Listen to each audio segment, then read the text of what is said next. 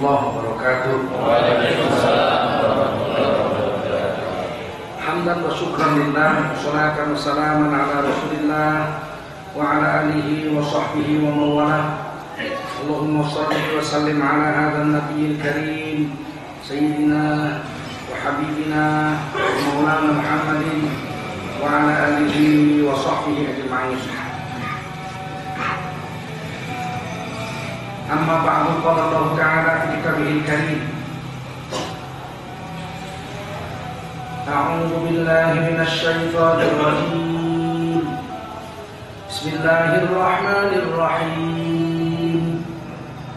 Inna lanansuru rusulana walladzina amanu fil hayatid dunya walladzina amanu fil hayatid dunya wa yawma yaqumul ashhad. Sesungguhnya kami Allah akan menolong rasul-rasul kami dan orang-orang yang beriman dalam kehidupan dunia dan pada hari berdirinya para saksi di hari kiamat.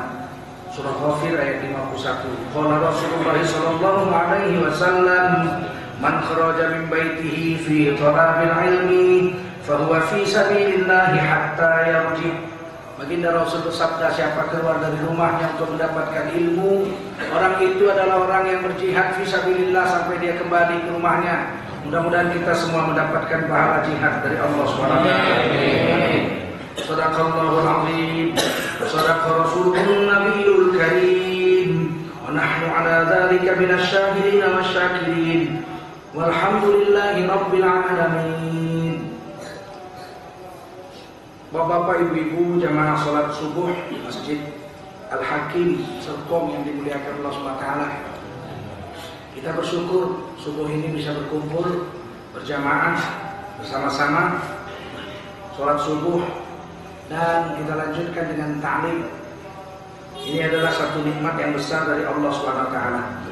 Salawat salam kita sampaikan untuk baginda Rasulullah SAW. Hari ini seluruh dunia memperingati peristiwa agung Isra dan Mi'raj baginda Rasulullah. Di dalam Al-Quran diceritakan umat Kristen waktu itu, umat Nasrani, umat Nabi Isa minta supaya Nabi Isa doa turun makanan dari langit. Nabi Isa tanya, untuk apa? Supaya kami yakin dengan Allah. Baik, kita Nabi Isa doa, ya Allah, turunkanlah makanan dari langit agar kejadian agung ini akan kami jadikan hari raya untuk orang-orang masa kami dan orang-orang masa yang akan datang. Turun lagi dan datang makanan, dijadikan hari raya perjamuan agung oleh orang Kristen sampai dunia kiamat. Apalah artinya turun makanan dari langit dibanding dengan Nabi Muhammad terbang ke langit pulang dalam satu malam? Mana lebih agung? Quran cerita turun makanan dari langit dijadikan hari raya sampai dunia kiamat oleh orang Kristen.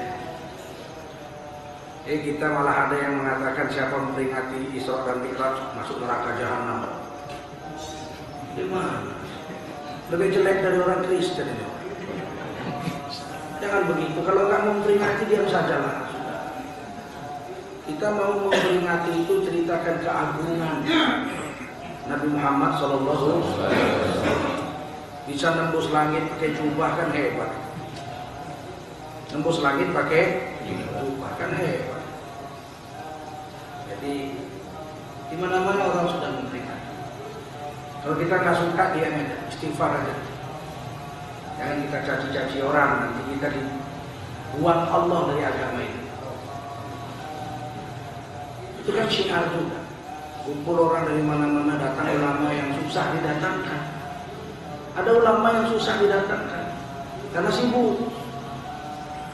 Setahun sekali mungkin bisa didatangkan ulama. Tentu ulama yang alim dengan orang biasa beda ceramah. Jadi kesempatan mendatangkan ulama besar tiap hari kita bisa. Kadang-kadang orang hanya bisa setahun sekali mendengarkan tausiah dari ulama-ulama. sibuk itu. Salawat salam kita sampaikan untuk baginda Rasulullah SAW. Saya akan bacakan beberapa hadis subuh ini. An Hudzaifah radhiyallahu anhu. Hudzaifah ini sahabat rahasia Nabi. Jadi tidak semua sahabat Nabi itu di sisi Nabi sama modelnya. Nah semua. Nabi itu perlu sahabat untuk mencurahkan ilmu yang rahasia. Kenapa dirahasiakan? Ilmu nggak boleh dirahasiakan. Iya, tapi kalau Rasulullah cerita sama sembarang orang, Rasul malu. Perkara-perkara rumah tangga itu kan Rasul nggak mungkin cerita sama semua orang. Nah, ini cerita sama sahabat-sahabat rahasia. Supaya nanti kalau Rasulullah wafat atau ada orang nanya, sahabat bisa beritahu Rasul pernah cerita begini-begini. Walaupun cuma satu orang yang diceritakan, sahabat itu tidak ada yang pembohong. Sahabat Nabi tidak ada yang pembohong. Sahabat Nabi berzina ada sahabat Nabi berzina dihukum mati, ditanam, dilempari batu sampai mati, masuk surga. Nabi ikut nolakin karena sudah tobat, mau dilempari batu sampai mati sudah tobat. Ada sahabat Nabi mencuri, ada dipotong tangannya, anak kepala suku lagi. Ada sahabat Nabi berzina, ada sahabat Nabi mencuri, ada sahabat Nabi mabuk, ada. Anak Umar bin Khattab mabuk, dipukul sama Umar bin Khattab 40 kali. Tambah sekali lagi ya, kalau kau izin, karena kau anak khalifah, kata Umar. Ya apa? Tambah sekali lagi, pukul sekali lagi 41, mati. Mati anak Umar. Ada yang mabuk, ada. Ada yang bohong, tidak. Nah itu hebatnya sahabat Nabi itu. Sahabat Nabi tidak ada yang bohong. Abu Sufyan radhiyallahu anhu mertua Rasul. Beliau masuk Islam belakangan. Setelah hampir kalah Mekah, baru Abu Sufyan masuk Islam. Tapi anaknya Abu Sufyan, Umi Ramlah, namanya Ramlah, digelar Umi Habibah. Umi Habibah ini masuk Islam awal-awal, ikut hijrah ke Ethiopia, ke Habsah. Sampai sana suaminya murtad masuk Kristen. Tak pulang lontang-lantung itu. Mau pulang ke Mekah bapak kafir. Panglima perangnya pula itu. Abu Sufyan kan panglima perang kafir. Ke Madinah ikut Rasulullah, suami udah nggak ada. Suami tinggal di Ethiopia masuk Kristen. Oleh Nabi diambil jadi istri. Nah, itu hebatnya Nabi itu. Diambil jadi istri. Umi Habibah dikawini oleh Rasulullah SAW. Jadi bapaknya belakangan. Ketika masih kafir, Abu Sufyan itu pergi ke Syam, Damsyik, sekarang itu Suriah. Lagi dibunuhi orang ahli sunnah ini oleh Suriah. Penguasa Suriah ini orang Syiah. Ya, Bashar al-Assad ini Syiah, Nusairiyah. Kalau orang Syiah bunuh kita nggak usah heran, sebab mereka menganggap kita ini kafir. Di dalam kitabnya yang disebarkan oleh Majelis Ulama Indonesia Pusat, dikutip dari kitab terbesar mereka, apabila Al-Qaim datang, Al-Qaim itu imamnya yang ke-12 yang kecemplung sumur. Nanti setelah sekian ribu tahun datang dalam usia 8 tahun, tetap 8 tahun gak tua-tua, dalam keadaan telanjang bulan, memimpin orang Islam nanti, munculnya telanjang bulan. Nah, itu di dalam kitab mereka sendiri. Nanti mereka akan memimpin orang Syiah membunuh orang-orang ahlu sunnah wal jamaah. Jadi bukan orang Yahudi yang dibunuh, orang Islam duluan.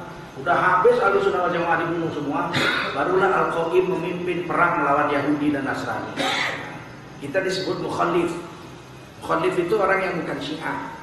Cuman saya bingung juga ya, 100 juta orang membunuh 1,6 miliar tuh pakai apa ya? Tapi mereka yakin aja, masuk akal aja sama mereka itu. Datanglah Abu Sufyan radhiyallahu anhu ke Damsyik. Waktu itu Damsyik menguasai Palestina.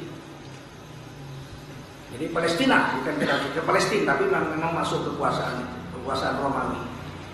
Sampailah Abu Sufyan radhiyallahu anhu waktu itu belum Islam ke Palestina, ketemu rajanya. Raja Romawi waktu itu di Palestina. Ngobrol-ngobrol lah. Raja Palestina ini nanya, kamu dari mana? Dari Mekah. Di negerimu ada orang yang ngaku nabi? Oh, ada. Namanya Muhammad, anak Abdullah. Bagaimana menurut kamu orang itu? Kalau menurut kami pribadinya bagus. Dia anak orang terhormat, keturunan orang agung. Kami menggelarnya Al-Amin. Jujur sampai padahal musuhnya itu. Kami menggelarnya Al-Amin. Orang terpercaya. Lah, kamu kok sama dia nggak setuju, nggak cocok, kok perang? Ya lantaran dia nyuruh nyembah satu Tuhan. Kami nggak suka, kami mau Tuhan banyak. Satu kan nggak enak. Kami nggak mau nyembah satu Tuhan. Jadi kami perang sama dia. Yang diajarkannya bagus sih. Kecuali itu nyembah satu Tuhan itu. Kalau yang lain bagus dia. Diajarkan silaturahim, nolong orang miskin, macam-macam bagus. Tidak memakan bangkai, bagus. Nah kamu perang. Siapa yang menang? Kadang-kadang dia yang menang, kadang-kadang kami yang menang. Jujur. Padahal waktu itu masih kafir. Jadi ditulis dalam sejarah orang Arab itu kelebihannya satu. Arab Mekah itu orang-orang Quraisy. Bukan Badui ya, kalau sekarang yang berkuasa Badui. Orang Quraisy sekarang ini Badui. Kalau orang Quraisy itu kelebihannya dalam sejarah ditulis tidak pernah dusta. Walau sama ontanya sekalipun. Saya baca sejarah tercengang-cengang. Jadi orang Arab itu kalau nggak ketemu air 10 hari, dia bilang sama ontanya, onta, kamu haus, saya pun haus. Mudah-mudahan di depan kita nanti ketemu air. Kalau dapat air kau minum puas-puas, aku pun minum puas-puas. Nggak mau bohong. Nggak mau orang Arab itu bilang, onta, tuh di depan ada air tuh. Ntar lagi kita minum. Nggak mau. Untuk sama ontanya aja mereka nggak mau bohong. Makanya kalau agama Islam turun di Mekah hebat, sebab diterima oleh orang yang bukan pembohong. Kenapa Islam di Indonesia ini nggak maju-maju? Karena rata-rata orang Islam pembohong. Sama istrinya aja bohong dia, apalagi sama orang lain.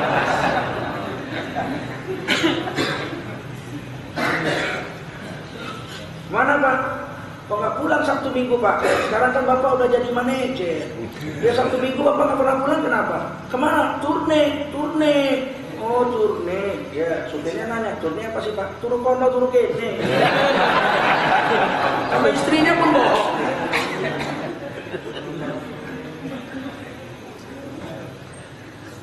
Nah, Hudzaifah radhiyallahu anhu ini sahabat Nabi yang tempat menceritakan rahasia bagaimana cara Rasulullah bersetubuh, bagaimana Rasulullah mencuci bekas maninya kalau habis bersetubuh. Kalau habis bersetubuh mau diulangi lagi apa yang dibuat oleh Rasul, itu diceritakan sama Hudzaifah. Ciri-ciri orang munafik. Kenapa kau cerita sama Hudzaifah radhiyallahu anhu? Kok nggak cerita sama Abu Bakar Siddiq? Segen lah, itu kan mertua. Mertua. Mau cerita dengan Umar, Khalifah Umar, itu kan mertua. Mertua Nabi itu kan 3 sahabat Nabi. Abu Bakar Siddiq, terus Umar bin Khattab, Abu Sufyan. Makanya Muawiyah bin Abi Sufyan dimaki-maki sama orang Syiah, kita bingung juga. Itu kan ada ipar Rasulullah, sekretaris Rasul. Bukan orang-orang sembarangan itu yang dimaki-maki. Nah, mau cerita sama Sayyidina Ali malu, menantu. Maksud cerita gini caranya nyuci mani, wah. Mau cerita sama Sayyidina Utsman malu, menantu. Mau cerita sama Sayyidina Zubair, paman. Istri Sayyidina Jubair itu bibinya Rasul, adik Abdullah, Sofiyah binti Abdul Muthalib. Segen dong. Nah, ini sahabat. Nanti Hudzaifah cerita tentang rumah tangga Rasul itu setelah Rasulullah wafat. Salah satu kehebatan Hudzaifah radhiyallahu anhu ini, ciri-ciri munafik semua diberi sama Hudzaifah. Sehingga dia tahu ini munafik, ini enggak, ini munafik, ini enggak, tahu. Ketika Khalifah Umar radhiyallahu anhu jadi khalifah, setiap ada orang Islam mati di Madinah, Khalifah Umar lihat dulu, Hudzaifah datang enggak? Datang, baru Umar datang. Berarti yang mati orang mukmin. Kalau Hudzaifah enggak datang, Umar Khattab enggak datang. Kalau enggak datang Amirul Mukminin itu orang Islam mati. Hudzaifah enggak datang. Terus kenapa? Berarti munafik. Itu. Satu hari Umar bin Khattab radhiyallahu datang jumpa Hudzaifah. Hudzaifah, apa? Kamu kan tahu ciri-ciri orang munafik. Rasul ajar sama saya. Coba kau lihat aku dari ujung rambut begini kuku.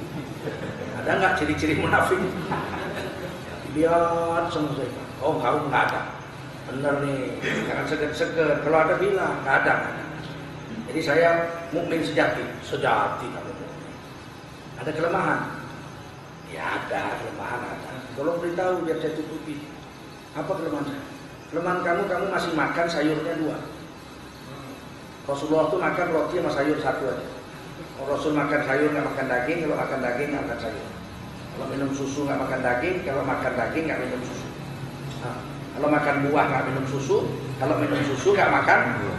Ayo, wah oke, mulai besok Umar cuma makan roti sama sayur atau roti sama daging. Anaknya makan roti pakai daging pakai sayur, diambil pilih salah satu. Mentang-mentang anak khalifah, pilih mana, mau roti apa daging?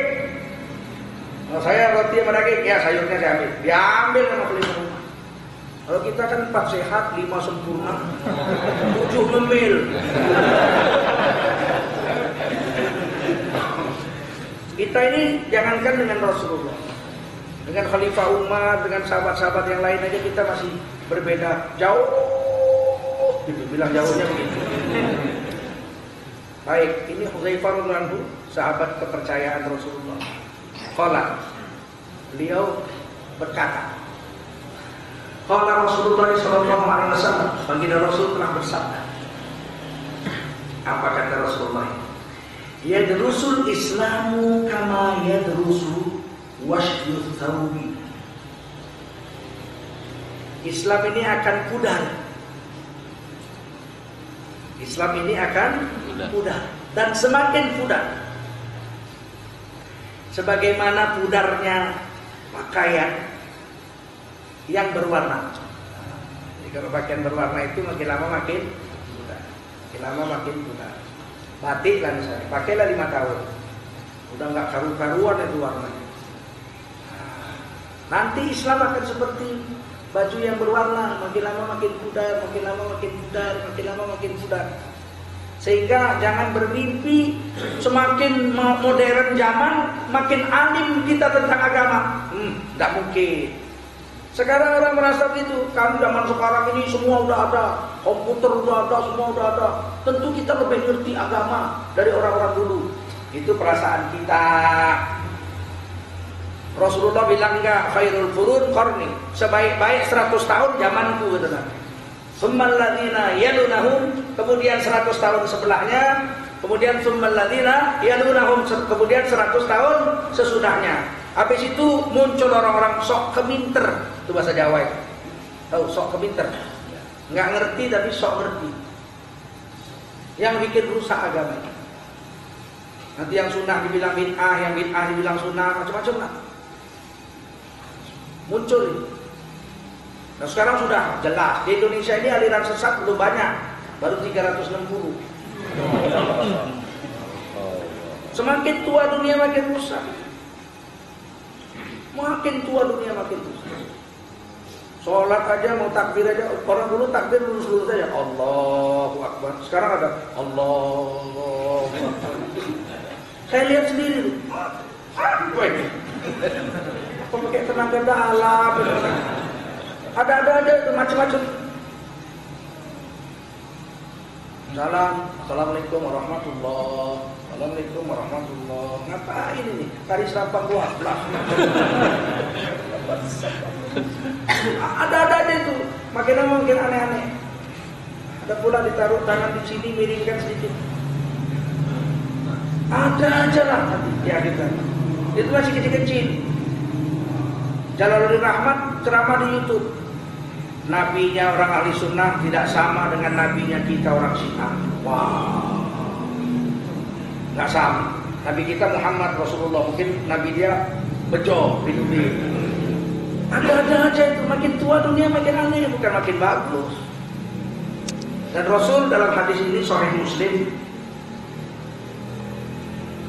Hadis ini riwayat Hakim Sahih dengan syarat Imam Muslim. Akan pudar pakaian Islam ini, akan pudar sebagaimana pudarnya pakaian yang berwarna. Hatta la yudra masyamun, sampai nanti akhir-akhirnya orang nggak tahu lagi apa itu puasa. Nggak ngerti puasa, udah nggak tahu lagi. Wala sedekah, sedekah juga nggak tahu. Yang tahu bisnis. Lu gua kasih sekian, lu ngasih gua apa? Begitu. Sampai kawin pun nanti bisnis. Kita nikah ya.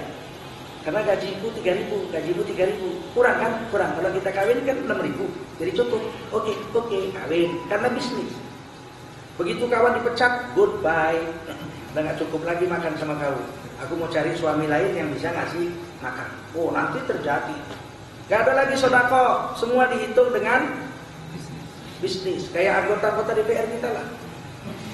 Bisnis semua. Jalan kampung saya rusak. Oke, saya perbaiki, tapi contoh saya. Dan saya semen nanti, saya semen. Tahu-tahu kalah, dicangkol lagi. Nggak ada lagi sedekah. Nanti, sekarang sih masih sedikit-sedikit. Nanti makin jelas. Puasa nggak lagi tahu. Sekarang sudah hampir aja orang Islam sekarang hampir aja nggak tahu lagi puasa. Bulan puasa atau bulan lain sama aja ngerokok. Pak, Bapak nggak puasa? Nggak. Ini bulan Ramadan loh Pak. Loh, saya itu sakit, tahu? Sakit badan Bapak keker cari makan lihai lincah. Saya sakit udah 3 tahun, tahu? Sakit apa nih? Panu. Udah nggak malu orang Islam sekarang ngerokok di depan umum bulan Ramadan. Nanti makin lama makin nggak ngerti puasa. Kalau dulu orang nggak sholat masih malu-malu. Saya masih kecil-kecil, banyak juga orang nggak sholat zaman saya kecil. Tapi kalau maghrib dia suruh tutup pintu. Nggak usah lah, biar aja lah Pak. Maghrib tahu. Maghrib tapi nggak sholat, cuma tutup pintu aja. Masih ada rasa malu. Sekarang nggak, maghrib putar televisi makin kenceng. Mungkin lebih baik aku buta selamanya. Maghrib.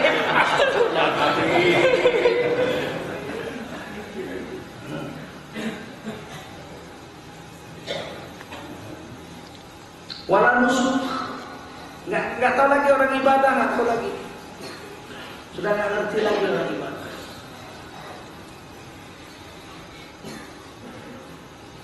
Kalau kita pergi ke kampung-kampung, dulu orang kampung itu lebih soleh dari orang kota. Dulu, zaman saya kecil-kecil. Kalau sekarang orang kota lebih soleh dari orang kampung. Kalau yang bejat juga.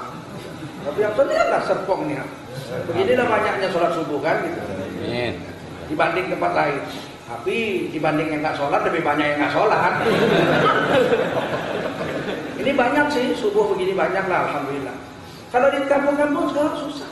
Saya pernah naik mobil dari Medan, dari Jakarta ke Medan. Subuh di daerah Mendiling. Mendiling itu terkenal 100% Islam. Orang-orang Mendiling pasti Islam. Nggak ada orang Mendiling yang Islam. Daulay itu Mendiling. Lubis, Nasution itu Mendiling. Orang putih, orang diikuti. Orang putih itu orang diikuti. Dulu Mendiling itu negeri Islam. Nggak ada orang Mendiling nggak Islam itu nggak ada. Masuklah kami daerah Mendiling subuh. Lihat masjid gelap. Masjid kedua gelap. Masjid ketiga gelap. Mau berhenti gimana? Busnya nggak mau berhenti. Gelap. Bus nggak mau berhenti.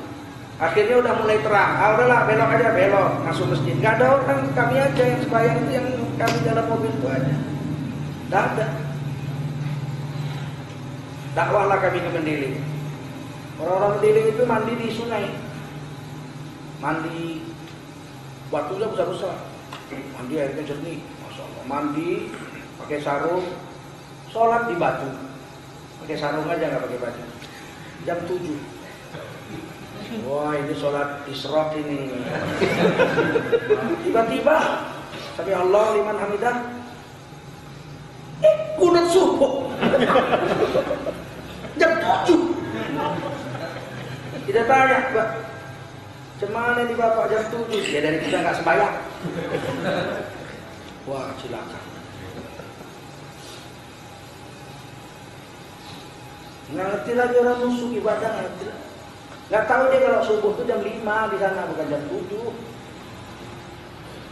Udah rusak. Di daerah Padang dengan Sumatera Barat dengan Mendiling itu ada terjadi, udah tradisi puluhan tahun makan riba. Kalau diberitahu marahnya bukan main, bisa dibacok gitu.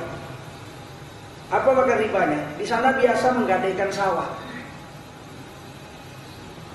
Gade sawah itu pakainya pakai ringgit emas. Bukan pakai rupiah. Harga emas sekarang berapa? Nah, kalau sekarang misalnya 10 juta itu 50 gram emas. Ini saya gadi sawah. Baik, gadi sawah berapa? 10 juta 50 gram emas. Ditulis itu 50 gram emas. Bayarnya harus seharga 50 gram emas. Terserah bayarnya, terserah mau 100 tahun, mau 60 tahun silakan. Pokoknya harganya 50 gram. Yang punya uang nggak pernah rugi. Inflasi kayak manapun dia tetap. Tetapi sawahnya itu diambil sama yang punya uang. Jadi bukan gade suratnya, tapi gade sawahnya. Ditanemin lah sama yang punya uang. 10 tahun, 20 tahun hasilnya diambil sama yang punya uang. Yang punya sawah mana bisa bayar utang? Orang sawahnya diambil, mau bayar pakai apa? Sawahnya diambil, ya sudah. Kadang-kadang sampai generasi anaknya baru bisa nebus. Guru ngaji saya bilang, Pak, dia manggil saya Tengku, saya kumpul-kumpul uang ini untuk menebus sawah yang digadikan oleh paman saya. Bapak saya mati waktu saya kecil, digadikan paman saya. Saya harus tebus. Setelah ditebus, bayangin itu satu generasi itu 30 tahun. Ditebus dengan emas, barulah sawahnya bisa ditanami lagi. Nah kan berarti riba. Hasil sawah setiap tahun yang diambil sama yang punya uang itu riba. Sebab utangnya kan nggak pernah berkurang. Tetap aja 50 gram emas, 10 tahun kan tetap bayar 50 gram emas. Ditambah bunganya adalah hasil panennya itu setiap tahun itu bunganya semua itu. Lah kita kasih tahu dibacok itu. Ini riba, nggak usah banyak ngecek dari waang. Datuk aku lah jadi ulama sekarang lah. Datuk waang lain menyembah Jawi. Datuk kami sudah jadi ulama besar. Kakekku masih nyembah sapi. Lebih pandai dia lagi agama daripada kita. Susah memang. Tapi dakwah harus terus dibuat. Nanti orang nggak ngerti lagi ibadah-ibadah. Riba-riba nggak ngerti lagi. Sekarang aja udah susah kita memperbaikinya. Apalagi nanti 500 tahun lagi. Ini sudah dibilang. Wa yusra ala kitabillahi fi lailatin fala yabqa fil ardi minhu ayatun. Nanti katanya Quran itu akan diangkat dalam satu malam. Sehingga besok paginya tidak ada satu ayat pun yang tersisa lagi di muka bumi. Ini ciri-ciri dunia mau kiamat. Tobat tidak diterima 3. Tobat itu diterima setiap saat. Pintu tobat itu 70 tahun perjalanan luasnya. Dari barat sampai ke timur. Kalau orang berbuat dosa di malam hari, Allah maafkan, menunggu Allah akan siang hari. Ampunan orang itu, minta ampun. Kalau orang berbuat siang hari dosa, Allah menunggu di malam hari. Kapan umatku yang berdosa tadi siang tobat? Enggak bosan-bosan Allah menunggu kita bertobat. Sampai terjadi 3 perkara tobat tidak diterima. Pertama ini, hilangnya Al-Quran dari dunia ini dalam satu malam. Kita masih baca di habis Isya. Shadaqallahul azim. Tutup, letakkan di atas meja. Kita tidur. Subuh kita wudu, sholat subuh mau baca Quran lagi, sudah putih kertasnya. nggak ada lagi huruf semua. Loh, kok nggak ada? Kok jadi kertas putih? Telepon kawan sebelah. Halo, Pak, udah bangun? Oh, udah. Coba baca Quran sekarang, Pak, lihat Quran Bapak. Di Quran dilihat di seluruh lemari Quran sudah putih, nggak ada lagi huruf. Saat itu orang semua tobat nggak diterima waktu itu. Yang kedua, tobat tidak diterima jika matahari terbit dari barat. Nanti matahari akan terbit dari barat, tenggelam di timur. Kalau itu sudah terjadi, semua orang tobat. Bandit besar pun tobat. Kalau sudah terbit matahari dari barat. Bagaimana nggak tobat? Gunung terbang, gunung tercabut kayak bulu ditiup angin. Ini bumi sedang berputar 1.600 km per jam. 40.000 km bulat bumi ini berputar, satu kali putar itu 24 jam. Setuju? 40.000 km bagi 24 itu rata-rata 1.600 km per jam. Bumi ini sedang berlari kenceng 2 kali kecepatan kapal terbang. Tapi kita nggak rasa, jenggot kita pun nggak berkibar. Bayangkan kalau 1.600 km per jam tiba-tiba direm. Masjid ini tercabut. Tapi Quran, hadis nggak bilang direm, dibalik. 1.600 km per jam ke sana, tiba-tiba balik kemari 1.600 km, 3.200 km per jam bertumbukan. Kata Allah, wa takunul jibalu kal ihnil manfush. Kamu akan lihat pada hari itu gunung-gunung tercabut, ditiup, berterbangan seperti bulu yang ditiup angin. Gak ada orang yang tobat hari itu, semua tobat, tapi tobat tertutup. Yang ketiga, tobat gak diterima kalau nyawa ada di sini. Innallaha yaqbalu taubatan 'abdi ma lam yugharghir. Selagi tobat belum sampai sini, tobat masih terima. Begitu nyawa udah sampai sini, tidak diterima lagi tobat. Fir'aun aja waktu ngorok nyawanya di tenggelam di Laut Merah, Fir'aun tobat. Fir'aun yang ngaku Tuhan, waktu tenggelam tobat. Hatta idza adrakahul gharq. Ketika Fir'aun tenggelam di Laut Merah, sudah hampir mati. Qala amantu. Berkata Fir'aun, aku beriman. Aku beriman. Annahu la ilaha illalladzi amanat bihi banu Israil. Sesungguhnya tiada Tuhan selain Tuhannya orang Israel. Bukan aku Tuhan, tapi Tuhannya Nabi Musa dan Harun. Mengucap syahadat itu Fir'aun. Wa ana minal muslimin. Dan aku orang Islam. Tapi sudah nyawa udah sini, ditolak Allah. Dijawab Allah, al-ana wa qad asaita qablu wa kunta minal mufsidin. Saiki kowe baru tobat. Al-an, saiki kowe. Sadurunge kowe ngapain kowe? Sebelum ini kau membuat rusak dunia, melawan aku. Maksiat kepada aku itu. Enggak terima. Fala yauma nunajjika bi badanika litakuna liman khalfaka ayah. Hari ini Fir'aun, badanmu akan kupelihara, enggak bekal busuk-busuk sampai ribuan tahun. Litakuna liman khalfaka ayah, agar menjadi bukti kehebatan aku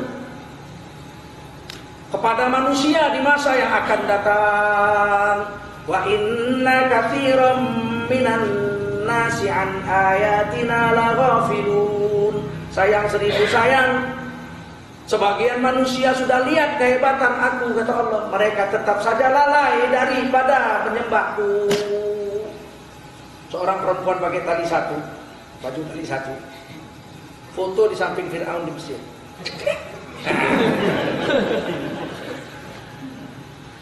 Sampai sini dia cerita, ini Fir'aun ini ngaku Tuhan, ini setan besar ini, kafir. Dia cerita itu masih pakai tali satu, nggak sholat, nggak berubah. Udah lihat Fir'aun nggak berubah. Yang mabuk kita juga. Kamu dari mana? Dari Mesir. Ngapain? Lihat Fir'aun. Lu mau lihat nih fotonya, ada di BB saya. Ini Fir'aun setan ini, ngelawan Tuhan. Rusak Fir'aun. Nggak berubah.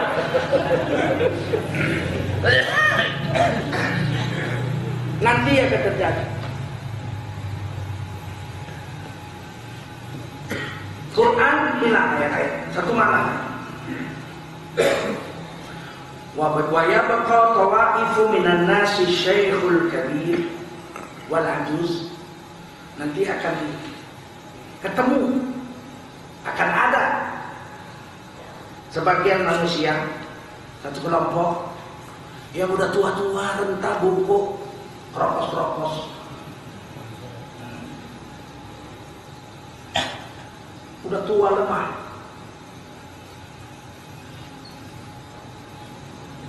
Wal ajuzul kabirah, tua lemah, kropos lah.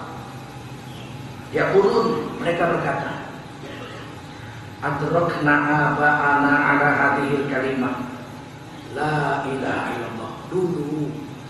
Dulu waktu kami muda-muda kami pernah ketemu kakek-kakek kami, buyut-buyut kami selalu melazimkan kalimat la ilaha illallah.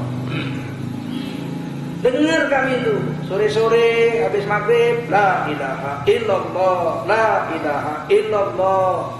Nanti kalau malam-malam Jumat, la ilaha illallah, la ilaha illallah. Masih dengar kami lah itu. Tapi kami udah nggak ngerti lagi, sholat nggak tahu lagi, puasa udah nggak tahu. Tapi kami masih ingat, la ilaha. Tinggal itu agama tinggal itu. Makanya jangan benci-benci sama orang zikir kuat-kuat. La ilaha illallah, la ilaha illallah. Jangan benci-benci.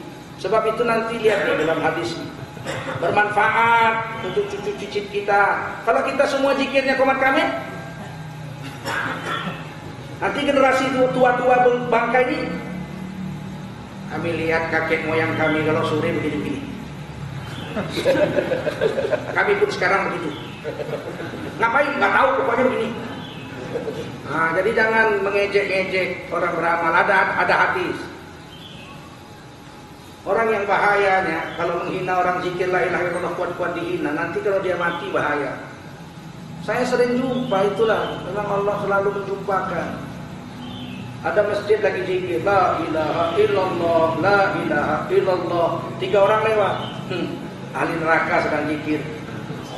Orang zikir kok ahli neraka? Dekat situ ada orang joget, nggak ada dibilangnya ahli neraka lagi joget. Malah lihat begini. Ini orang bagaimana hatinya kerasnya? Itu bid'ah. Iya, nanti dia mau mati kayak mana? Kata Nabi, laqinu mautakum la ilaha illallah. Ajari orang mau mati itu dengan la ilaha illallah. Ngajarinya bunyi apa enggak? Bunyi la ilaha illallah. Ahli neraka lagi zikir. Dijawabnya nanti bid'ah ahli neraka. Kalau zikir itu hanya mesti diam. Macam mana mengajari orang mau mati? Mana dia dengar? Harus bunyi la ilaha illallah. Kalau kita tiap hari mencaci orang yang bunyi la ilaha illallah, tentu waktu mau mati kita nyaci juga. Jangan bunyi-bunyi, itu bid'ah. Kan bahaya ini.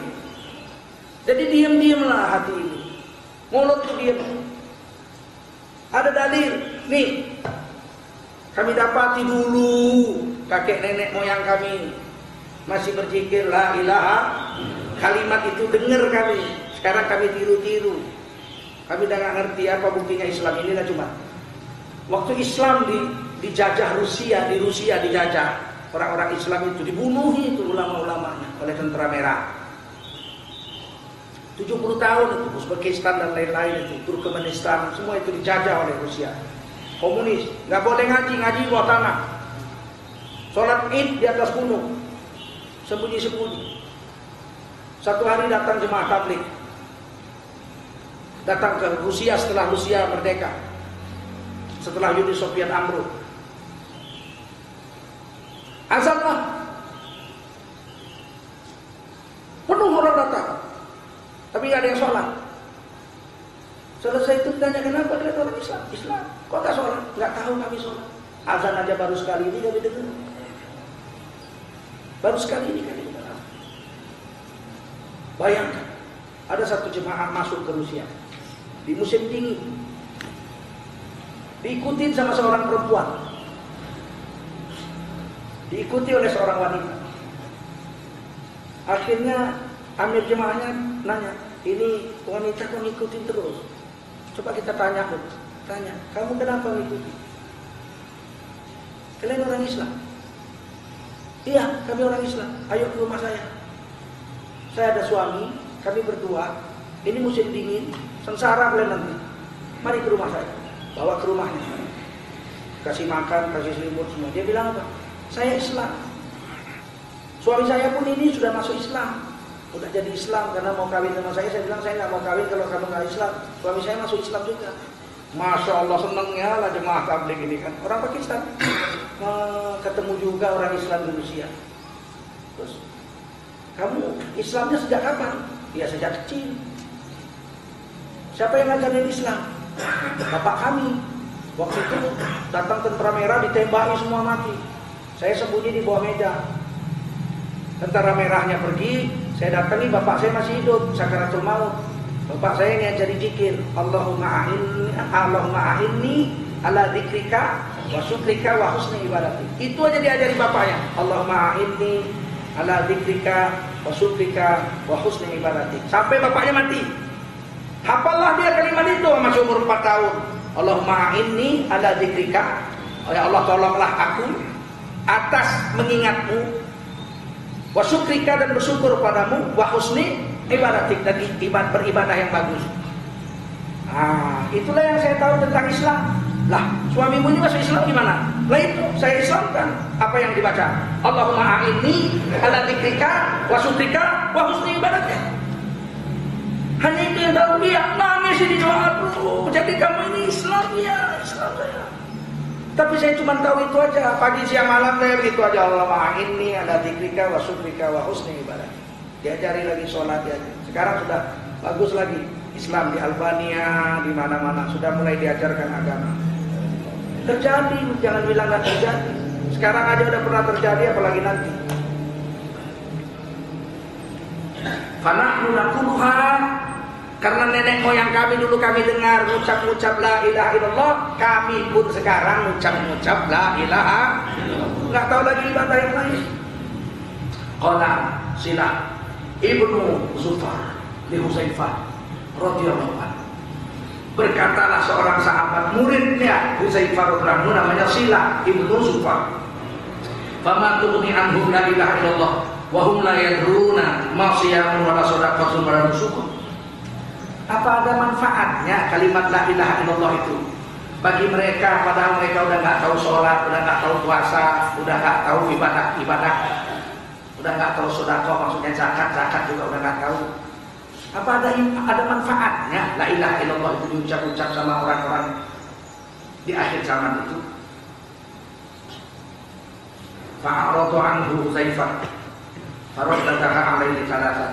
Buang muka Hudzaifah. Nggak dijawab tuh pertanyaan Silah. Apa ada manfaatnya kalimat la ilaha illallah? Orang udah nggak sholat, udah nggak puasa, udah nggak semua, udah nggak ngerti agama, buang muka. Dikejar dari depannya. Apa ada manfaatnya la ilaha illallah? Orang yang seperti itu buang muka lagi. Sampai 3 kali, talasan 3 kali. Kullu dzalika yuridu anhu Hudzaifah. Setiap ditanya Hudzaifah buang muka, nggak jawab 3 kali. Summa aqbala alaihi fi salisa. Setelah pertanyaan ketiga, maka Hudzaifah radhiyallahu anhu menghadap orang ini Silah dan kemudian menjawab. Apa katanya? Ya Silah, wahai Silah, muridku. Tunajjihim minan nar. Kalimat yang diucap la ilaha illallah itu menyelamatkan orang-orang itu dari neraka. Hadis ini Sahih Hakim dengan syarat Imam Muslim. Jangan anggap remeh. Makanya kalau orang mengucap la ilaha illallah ikhlas dengan hatinya, kalimat itu abadi selama-lamanya.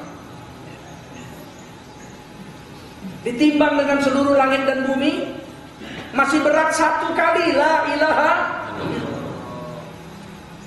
Dan memang sebab langit dan bumi akan hancur kiamat, nggak ada bekasnya, mustahil. Sedangkan la ilaha illallah kekal abadi, ketemu lagi sama yang mengucapkannya di hari kiamat. Sedangkan kita ucap subhanallah tumbuh satu pohon di surga. Bagaimana kalimat tauhid la ilaha illallah? Satu hadis lagi pendek saja. An Anas bin Malik radhiyallahu anhu fi hadisin tawil, dalam sebuah hadis yang panjang. Sayyidina Anas bin Malik, murid Rasulullah, pembantu rumah tangga Rasul 10 tahun. Rasul pindah ke Madinah, diserahkan anaknya ini oleh ibunya. Karena saya nggak punya harta, saya janda miskin, ini ambil anak saya. Anaknya ini, Anas bin Malik ini ikut Nabi, mengangkat air, mencuci baju Nabi dan sebagainya, sampai Rasulullah wafat 10 tahun. Beliau penghafal hadis nomor 2 setelah Abu Hurairah. Abu Hurairah paling banyak, nomor 2 Anas bin Malik, nomor 3 Abdullah bin Umar, nomor 4 Siti Aisyah. Yang paling banyak menghafal hadis. Beliau ini berkat, nggak digaji kerja sama Nabi, cuma didoain, gajinya doa. Nah, doa Nabi masya Allah, berkati hidup Anas bin Malik, berkat hidupnya, umurnya 120 tahun, kormanya setahun 2 kali buah. Mana ada korma setahun 2 kali buah, cuman kurma beliau. Bunganya harum seperti kesturi, dikutipin bunganya untuk jadi minyak wangi. Yang ketiga yang paling hebat, anaknya 120.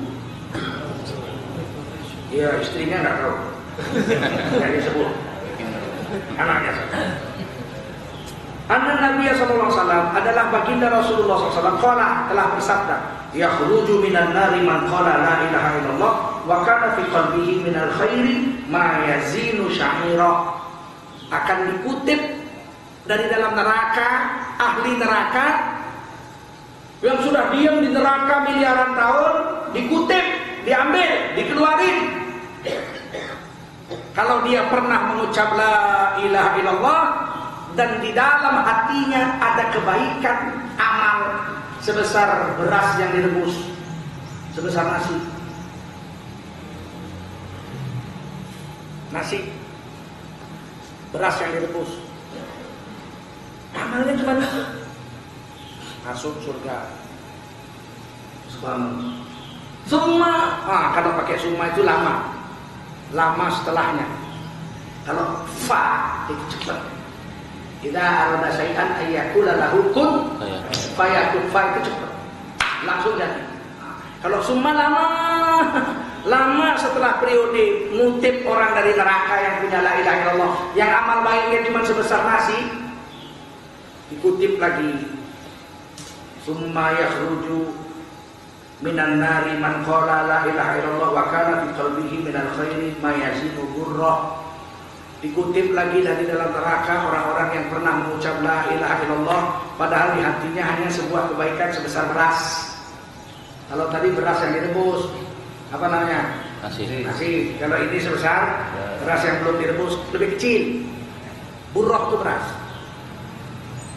Masuk surga. Semua lama setelah itu yakhruju minan nar, keluar dari neraka, dikeluarkan oleh Allah. Man qala la ilaha illallah wa kana fi qalbihi ma yazinu minal khairi dzarrah. Dikeluarkan dari neraka orang yang mengucap la ilaha illallah yang hatinya punya kebaikan sebesar zarrah. Zarrah itu dulu nenek-nenek saya mengatakan zarrah itu biji sawi. Yang muda-muda mungkin nggak pernah lihat biji sawi, pernah lihat biji sawi? Nggak pernah. Kamu paling lihatnya apa? Pizza Hut, Kentucky Fried Chicken. Burrah itu apa? Zarrah itu kalau dulu biji sawi hitam-hitam kecil-kecil, lebih kecil dari tai lipas, lebih kecil dari tai coro, hitam-hitam itu. Saya sering dulu saya remes-remes, enak tuh kalau diremes-remes, tangan kita enak, hitam. Itu kata guru saya dulu. Guru saya belakangan saya tanya, belakangan setelah saya agak besar, zarrah itu apa sih Pak Guru? Guru saya bilang, nak, kalau kau pagi-pagi bangun, buka jendela, masuklah cahaya matahari ke kamarmu. Ya, saya bilang. Dari cahaya matahari itu kamu lihat sesuatu yang terbang-terbang itu. ikut masuk dengan cahaya matahari kecil-kecil, terbang-terbang itu. Nah, saya lihat, itulah zarrah. Subhanallah. Kecilnya sebesar itu. Ada lebih sekarang zarrah ini diartikan sebesar atom. Faman ya'mal mithqala dzarratin khairan. Siapa berbuat amal sebesar atom, Allah lihat, dia pun nanti dari kiamat dia. Nih, yang jadi kesimpulan, ada orang mengatakan syarat sahnya iman itu harus beramal soleh. Kalau udah ngucap syahadat dengan hatinya, dengan mulutnya, tapi nggak sholat sampai mati, kafir. Enggak, dia tetap muslim, beriman, cuman dia durhaka. Nanti dia akan masuk surga juga walau dosanya banyak. Mana yang bilang? Ini yang bilang. Hadis ini juz'un minal hadits rawahul Bukhari. Di hadis oleh Bukhari nomor 7410. Nomor hadisnya 7410. Ini hadis Bukhari. Pasti orang ini belum pernah sembahyang, nggak pernah sholat nih. Saya jamin ini orang yang amalnya sebesar zarrah, sebesar beras, sebesar nasi, ini pasti nggak pernah sholat. Jamin saya 100%. Kenapa? Karena dalam hadis Bukhari Muslim, Rasul bersabda, "Raka'atain qabla subhi khairul laka minad dunya wa ma fiha." Siapa pernah sholat 2 rakaat sebelum subuh, itu pahalanya lebih baik daripada dunia dan isi-isinya. Seberapa besar dunia? Kata ahli sains 40.000 kilometer. 40.000 udah pasti itu, udah diukur. Cuman mengukurnya saya nggak tahu apa pakai tali rapia atau apa, saya tidak. Tapi pasti dunia itu 40.000 kilometer, itu pasti itu sudah diukur itu. Nah kalau 40.000 kilometer itu pahala sholat 2 rakaat sebelum subuh lebih baik dari 40.000 kilometer bola dunia. Apalagi sholat subuh, berapa pahalanya? Allah yang tahu. Kenapa nggak dikasih di dunia pahalanya? Nggak bisa diparkir. Kalau kita sholat qobliyah subuh dikasih sebesar dunia, parkir di mana? Nih bawain pulang semua satu-satu. Mikulnya kayak mana? Itu kalau sholat qobliyah subuh. Hadis Bukhari Muslim bilang lebih besar dari dunia dan isinya, lebih baik dari itu. Lah ini pahalanya cuma sebesar beras. Orang ini pernah sholat nggak? Pasti tidak pernah sholat. Kalau pernah sholat pasti sudah berapa kali dunia. Ini biar kita tahu bahwa ngucap la ilaha illallah Muhammadur Rasulullah dengan mulutnya dan hatinya sah imannya. Paham? Kata Imam Syafi'i sah. Mana amal solehnya? Menggerakkan lidahnya itulah asyhadu alla ilaha illallah. Itu pahala lain. Lidahnya berpahala. Paham? Ini hadis Bukhari Pak. Nah sampai sini aja lah, habis waktu jam 6.